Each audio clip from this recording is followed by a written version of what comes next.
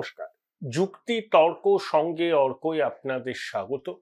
আপনাদের সঙ্গে আমি অর্কপ্রভ সরকার। 25শে নভেম্বর মতুয়া গড় গেছিলেন মাননীয় মুখ্যমন্ত্রী। সভা করলেন, পদযাত্রা করলেন, নানা রকম কথা বললেন, তার মধ্যে আবোল তাবোলের সংখ্যাই বেশি। দেখুন, দিদিমণি তার রাজনৈতিক জীবনের সূচনা লগ্ন থেকেই নানাজনকে প্রতিপক্ষ ঠাউরেছেন, কখনো কাল্পনিক প্রতিপক্ষ ঠাউরেছেন। 25শে নভেম্বর মুখ্যমন্ত্রীর বক্তব্য শুনতে শুনতে বেশ মজাই পেলাম, একেবারে দুশো মজা। নির্বাচন কমিশন, বিজেপি তার ঘোষিত প্রতিপক্ষ, এটা নিয়ে বলার কোনো অপেক্ষা নেই। তিনি তোপ দাগছেন, নিশানা করছেন, কমিশনের সিইও কে কার্যত তুলোধনা করছেন। কয়েকদিন আগেই বলেছিলেন, নবান্নে মুখ্য সচিব বসেছিলেন যে রাজ্যের কমিশনের যিনি সিইও তার বিরুদ্ধে নাকি অনেক অভিযোগ আছে। তার মুখ্য সচিবই মনোজ আগরওয়ালের কমপ্লায়েন্স রিপোর্টে স্বাক্ষর করেছেন। খাদ্য দপ্তরের সচিব ছিলেন মনোজ আগরওয়াল, তাকে কেন কম্পালসারি ওয়েটিং এ পাঠানো হয়েছিল? এত সিনিয়র অফিসার, অতিরিক্ত মুখ্য সচিব পদমর্যাদার। আসলে খাদ্য দপ্তরের ওই দ্বিতীয় সবুজ বিপ্লবের জনক বালু মল্লিকের দুর্নীতিতে তিনি সায় দেননি, সেই জন্যই তার উপর শাস্তির খাড়া নেমে আসে, তাকে কম্পালসারি ওয়েটিং এ পাঠিয়ে দেওয়া হয়। দুর্নীতির বিরুদ্ধে আপোষহীন মাননীয় মুখ্যমন্ত্রীর ঘনিষ্ঠ সহযোগী বালু মল্লিকের ইশারায় মুখ্যমন্ত্রী কাজটা করেছেন। তাহলে বালু মল্লিকের ক্রেডেনশিয়াল কি এখন পশ্চিমবঙ্গের একটা সত্য জন্মানো শিশুও জানেন। কদিন আগে পার্থ চট্টোপাধ্যায় যখন জেল টেল থেকে বাড়ি ফিরলেন, বাংলা সংবাদ মাধ্যমে হামলে পড়েছিল পার্থ কি করছেন, পার্থ কি করবেন, এই সব নিয়ে। নির্লজ্জতারও একটা সীমা থাকে তো। পার্থর মতো একটা মাতৃজঠরের লজ্জা, তাকে নিয়ে বাংলা সংবাদ মাধ্যমের আদেকলেপনা, হ্যাংলামি, এটাই প্রমাণ করে যে আমাদের নৈতিক অবস্থানটা কতটা নিচে নেমে গেছে, কতটা দুর্বল হয়েছে। যদিও পার্থবাবু একটা কথা বলেছিলেন যে বালু যদি রাজনীতি করতে পারে তাহলে আমি কেন পারবো না, আমার সাসপেনশন কেন প্রত্যাহার হবে না? ওই কথাটা কাতু ঠিকই বলেছিলেন, কারণ বালু মল্লিক কালকে বেশ গুরুত্বপূর্ণ ভূমিকায় ছিলেন লোকজন জড়ো করার ক্ষেত্রে। উনি দ্বিতীয় সবুজ বিপ্লবের জনক না, দিদিমণির ভাষায় অত্যন্ত স্নেহের।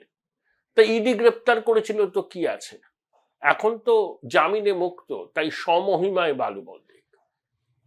কিন্তু মুখ্যমন্ত্রী কাল একটা কল্পিত প্রতিপক্ষকে খাড়া করলেন। সে কোনো মানুষ নয়, সে কোনো প্রতিষ্ঠানও নয়, সেটা নিছক একটা উড়ান বা হেলিকপ্টার। তার হেলিকপ্টারে যাওয়ার কথা ছিল, কিন্তু যেতে পারেননি। সঙ্গে সঙ্গে মুখ্যমন্ত্রী বললেন, নির্বাচন তো এখনো বাকি আছে, এই চক্রান্ত শুরু হয়ে গেল, আমাকে যেতে দিল না। ভালোই হলো, আমি গাড়ি করে এলাম, নিবিড় জনসংযোগ হলো। আসলটা কি? এটিসির ক্লিয়ারেন্স পাওয়া গিয়েছিল এয়ার ট্রাফিক কন্ট্রোলে, দুটো হেলিপ্যাডও নির্মাণ হয়েছিল, কিন্তু যে সংস্থাটি হেলিকপ্টারটি লিজে দিয়েছে রাজ্য সরকারকে, তারা ফুয়েলিং আর মেনটেনেন্স করে এবং একই সঙ্গে হেলিকপ্টারকে ম্যান করার জন্য যে লোকজনের দরকার সেটা রাজ্য সরকার প্রোভাইড করে। প্রতি বছর একটা ইন্স্যুরেন্স তো রিনিউ করতে হয়, সেটা করা হয়নি। তা আমার বক্তব্য, রাজ্যের পরিবহন দপ্তর কি নাকে সর্ষের তেল দিয়ে ঘুমোচ্ছিল? মুখ্যমন্ত্রী হেলিকপ্টারটা ব্যবহার করেন, তারা জানেন না যে এই হেলিকপ্টারটাকে রক্ষণাবেক্ষণ করতে হয় এবং একই সঙ্গে ইন্স্যুরেন্স করতে হয়, প্রতি বছর একটা প্রিমিয়াম দিতে হয়? সেই দায়িত্বটা সংস্থাকে মনে করিয়ে দেওয়ার দায়িত্ব কি পরিবহন দপ্তরের নেই? সংস্থাটির ত্রুটি আছে, তাদের এটা গুরুত্ব দিয়ে করা উচিত, যেহেতু মুখ্যমন্ত্রী এই হেলিকপ্টারটি ব্যবহার করে। তারা করেননি, তাদের দোষ আছে। কিন্তু রাজ্যের পরিবহন দপ্তর কি করছিল? তারা রিমাইন্ডার দেয়নি যে অমুক তারিখে রিনিউয়ালের ডেট, আপনারা রিনিউ করবেন আগে থেকে, যাতে মুখ্যমন্ত্রীর সফরসূচিতে কোনো সমস্যা না হয়। ঠিক সেটাই হয়েছে। সঙ্গে সঙ্গে তিনি চক্রান্তের গল্প ভাবলেন। বলেননি যেটা বিজেপির চক্রান্ত, কিন্তু হাবভাব হচ্ছে এই ওনাকে হেলিকপ্টারে ব্যবহার করতে পারলেন না, এটার পিছনেও চক্রান্ত। এই যে চক্রান্তের গল্প তৈরি করা, কল্পিত প্রতিপক্ষকে খাড়া করা, তাকে নিশানা করা মুখ্যমন্ত্রীর দীর্ঘ 4 দশকেরও বেশি রাজনীতির এক অবিচ্ছেদ্য অঙ্গ। এখনো তিনি তার পুরনো অভ্যাসটা ছাড়তে পারেননি। এবার আর কোনো প্রতিষ্ঠান নয়, কোনো রাজনৈতিক দল নয়, প্রধানমন্ত্রী স্বরাষ্ট্রমন্ত্রী নয়, নিছক একটা হেলিকপ্টারই হয়ে উঠল তার প্রতিপক্ষ। শুভেন্দু খুব রসিকতা করে বলেছেন যে দিদিমণিকে তো দেখেছি 98-99 সালে, তখন তার লড়াকু মনোভাবের শরিক আমরাও ছিলাম, সম্মান করতাম।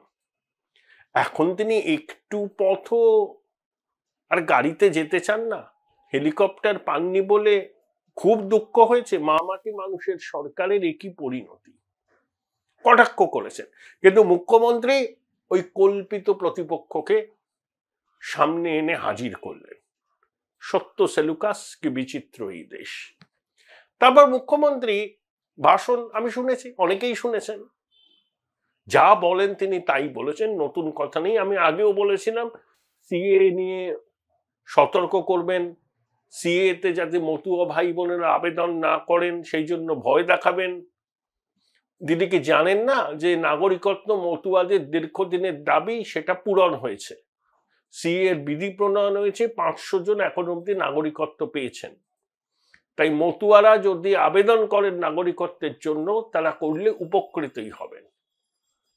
দিদিমণি এটাও বলেছেন, কমিশন কি বলেছে যে সিএ তে আবেদন করলে আপনার ভোটাধিকার থাকবে না? কমিশন বলেনি। তবে এটাও দিদিমণি জেনে নিন, কোনো মতুয়ার ভোট বাদ যাবে না, তাদের নাম তালিকা থেকে বাদ যাবে না। তারা অনুপ্রবেশকারী নয়, তারা শরণার্থী। ধর্মীয় কারণে অত্যাচারিত হয়ে তারা বাংলাদেশ ছেড়ে এখানে এসেছিলেন। শরণার্থী আর অনুপ্রবেশকারী এক নয়। দিদিমণি অনুপ্রবেশকারী রোহিঙ্গাদের ভোট ব্যাংক হিসাবে ব্যবহার করেন, তাদের সঙ্গে মতুয়া ভাই বোনদের গুলিয়ে ফেলবেন না। তারা ধর্মীয় কারণে নিপীড়নের শিকার হয়ে বাংলাদেশ ছেড়ে এখানে আশ্রয় নিয়েছিলেন। তাই সিএএ নিয়ে আবার আতঙ্ক তৈরি করলেন, এটা প্রত্যাশিতই ছিল। এসআইআর কে এনআরসির সঙ্গে যুক্ত করে দিলেন, পদযাত্রা করলেন। সে তো লোক ভালোই যাবে, মুখ্যমন্ত্রী যাচ্ছেন, শাসক দল সংগঠিতভাবে লোকজন তো জড়ো করবেই। কিন্তু ওই বললাম, সংগঠিতভাবে লোকজন জড়ো করা আর স্বতঃস্ফূর্ত লোকজনের উপস্থিতি, দুটোর ফারাক আছে। শুভেন্দু অধিকারী যেখানে যেখানে সভা করছেন, সেখানে কিন্তু ওই সংঘবদ্ধভাবে পরিকল্পনা করে লোকজন নিয়ে আসা হচ্ছে না। বিজেপির যেখানে যেরকম সাংগঠনিক ক্ষমতা, সেখানে তারা চেষ্টা করছে, কিন্তু প্রচুর এমনি মানুষও আসছেন, সাধারণ মানুষ শুনতে। ঠিক যেমন 2009-এর পর থেকে মুখ্যমন্ত্রী, মানে এখন মমতা বন্দ্যোপাধ্যায়ের বক্তব্য শুনতে বাংলার মানুষ তার সভা সমাবেশে যেত। শুধু তৃণমূলের লোকজনই নয়, সাধারণ মানুষও শুনতো বিরোধী নেত্রী কি বলছেন। এখন শুভেন্দুবাবুর কথা শুনছেন, বিরোধী নেতা কি বলছেন। আর শুভেন্দু তো ইঞ্চিতে ইঞ্চিতে রাজনৈতিক লড়াইটা করছেন, এবং সেই জন্য তার একটা জনপ্রিয়তা বেড়েছে। 400 কিলোমিটার ট্রাভেল করেন অন অ্যান অ্যাভারেজ। তিনি তো আর হেলিকপ্টার চড়ে ঘোরেন না। তা মাননীয় মুখ্যমন্ত্রীর মা মাটি সরকার, মানুষের সরকার, তার প্রধান একদিন হেলিকপ্টারে উঠতে পারলেন না বলেই চক্রান্ত খুঁজে পেলেন, প্রতিপক্ষ ঠাউরালেন। আর একটা কথা বলেছেন মুখ্যমন্ত্রী, যেটা অনেকেই বলছেন যে প্রচুর নাম বাদ যাবে, বিজেপি নেতারা 1 কোটি নাম বাদ যাবে বলছেন। মুখ্যমন্ত্রী কি বললেন? খসড়া তালিকা প্রকাশের পর কিন্তু সাংঘাতিক ঘটনা ঘটবে। অর্থাৎ তিনি বুঝতে পেরে গেছেন যে বহু নাম বাদ যাবে খসড়া ভোটার তালিকায়। Join Indian Institute of Hotel Management now. Right choice, right decision. তার মধ্যে মৃত ভোটারের সংখ্যাও ধরুন কম করে 40 লক্ষ হবে। মাল্টিপল এন্ট্রি, এই সংখ্যাও কম হবে না। আর কোনো ট্রেস পাওয়া যাচ্ছে না এমন ভোটারদের সংখ্যাও কম হবে না। 20 লক্ষ ফর্ম এখনো পর্যন্ত কমিশন দিতেই পারেনি। মানে তাদেরকে খুঁজেই পাওয়া যাচ্ছে না। তার উপরে তো অনুপ্রবেশকারীরা আছে, রোহিঙ্গারা আছে, সবই। বহু অনুপ্রবেশকারী কিন্তু এবার আর এসআইএল এর ফর্ম ফিল আপ করবেন না। তাদের বক্তব্য, ঠিক আছে, নাম বাদ গেলে বাদ যাবে, কিন্তু এই মুহূর্তে তো আমি আর অনুপ্রবেশকারী হিসেবে চিহ্নিত ওই ডিটেনশন ক্যাম্পে যাব না, আমি ভারতের জনসমুদ্রে মিশে যাব, তারপরে দেখা যাবে। ভোটাধিকার থাকুক বা না থাকুক আমার কিছু এসে যায় না। সংখ্যাটা বিপুল হবে, সেটা মুখ্যমন্ত্রী আন্দাজ করেছেন। সেই জন্য ওই একটা কথা তিনি বললেন, খসড়া তালিকা প্রকাশের পর কিন্তু সাংঘাতিক পরিস্থিতি তৈরি হতে পারে, তার সরকার সবাইকে সহায়তা করবে শংসাপত্র জোগাড়ের জন্য। অর্থাৎ মুখ্যমন্ত্রী মেনে নিলেন যে প্রচুর নাম বাদ পড়বে। বিজেপির নেতারা নানা রকম দাবি করছেন, সেটা তারা ব্যক্তিগত দাবি করছেন, আমি ওর মধ্যে ঢুকবো না। কিন্তু রাজ্যের প্রাক্তন সিইও নির্বাচন কমিশনের 98 এবং 99 লোকসভা নির্বাচন যিনি রাজ্যের সিইও হিসেবে দায়িত্ব পালন করেছেন, প্রাক্তন আমলা তৃণমূলের প্রাক্তন রাজ্যসভার সদস্য জহর সরকারও বলেছেন ন্যূনতম 70 লক্ষ, ম্যাক্সিমাম 1 কোটি পর্যন্ত নাম বাদ যেতে পারে। আমার ব্যক্তিগত ধারণা 1 কোটির কাছাকাছি নাম বাদ যাবে। তাই মুখ্যমন্ত্রী বলেছেন সাংঘাতিক ঘটনা ঘটবে খসড়া তালিকা প্রকাশের পর, তার সরকার সহায়তা করবে শংসাপত্র জোগাড় করার জন্য। আবার বললেন কি, যারা 2024-এ ভোট দিয়েছে তাদের প্রত্যেকের নাম থাকতে হবে। কেন? মৃত ভোটাররাও তো ভোট দিয়েছেন, তাদের ওই ভোট দেওয়া হয়েছে। মাল্টিপল এন্ট্রি যাদের, তারা এখানে ভোট দিয়েছেন, অন্য জায়গায় ভোট দিয়েছেন। তাহলে পাণ্ডবেশ্বরের ওই মহিলা মায়ারানী না কি নাম, তার নাম তো 40 জায়গায় ছিল, তিনি 40টা জায়গায় ভোট দিয়েছেন। অনুপ্রবেশকারীদের নথিপত্র তৈরি করে তাদের ভোটার তালিকায় নাম তুলে দেওয়া হয়েছে, তারাও ভোট দিয়েছেন, এবার তারাও ভোট দেবেন। হয় নাকি? মুখ্যমন্ত্রী বলবেন আর কমিশন মেনে নেবেন? এটা তো হবে না। নির্ভুল ভোটার তালিকা তৈরি করতে হবে, নির্ভুল। তার জন্য কমিশনের যা করার তাই করুক। মানুষ চাইছে একটা এসআইআর, একটা নির্ভুল ভোটার তালিকা, মৃত ভোটার, মাল্টিপল এন্ট্রির ভোটার, অনুপ্রবেশকারী, রোহিঙ্গাদের নাম যেন সেই তালিকায় না থাকে।